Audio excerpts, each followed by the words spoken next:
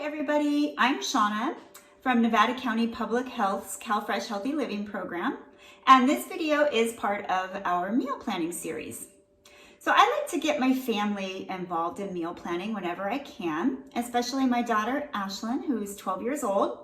One great thing about getting your kids involved in meal planning is that it gives them some ownership, and this involvement makes it more likely that they'll try new foods and choose healthier foods at the same time. So I had Ashlyn go to eatfresh.org, and she chose a breakfast, a lunch, a dinner, and a snack. And she actually created a few videos for this series herself. Now, the recipe that we're doing today is a stir fry, so it's more of a dinner recipe. And there's a few things that we need to do before we actually cook the meal that I wanted to show you. So the meal that we chose on eatfresh.org is a chicken mango stir fry, but we actually modified that to include tofu in place of the chicken. And if you're not familiar with tofu, tofu is made from soybeans, and soybeans are a type of legume. Now, tofu typically comes packed in water, and usually the package size is about 15 or 16 ounces.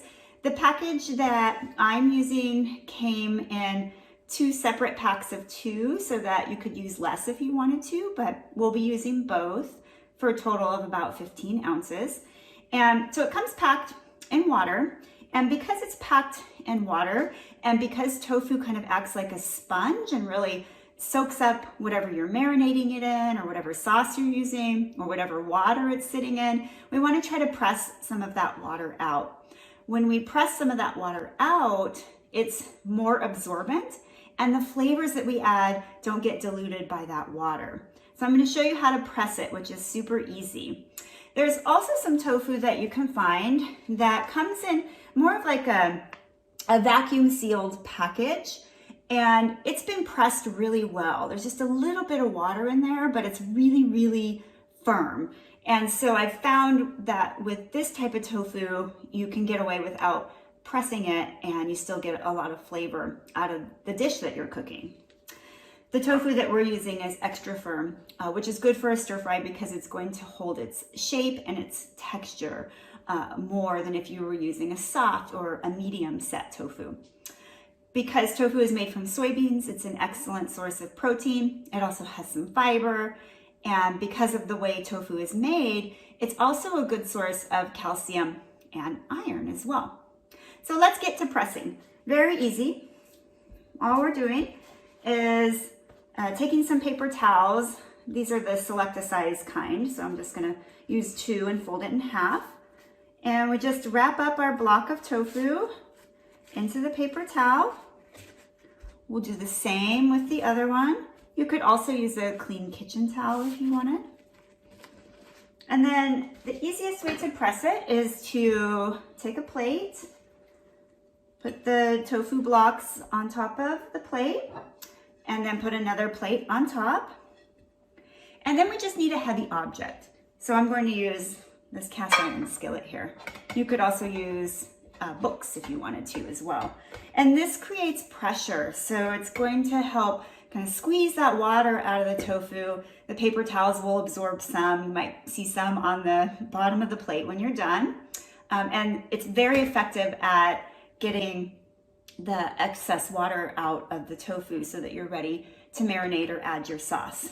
You only need to do this for 30 minutes. You could do it for longer if you want it. So I'm just gonna set that aside over here. And then when you're done pressing, you just unwrap the tofu, and then you can cut it into cubes or cut it however you need to for your dish. So it's that simple.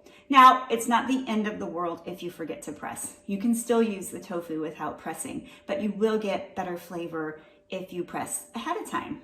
All right, so that's gonna sit there. I'm gonna show you how to do one more thing, and that is how to slice a mango. Because sometimes it's bewildering to people. They love mangoes and they love to eat them, but they're really not quite sure how to cut them.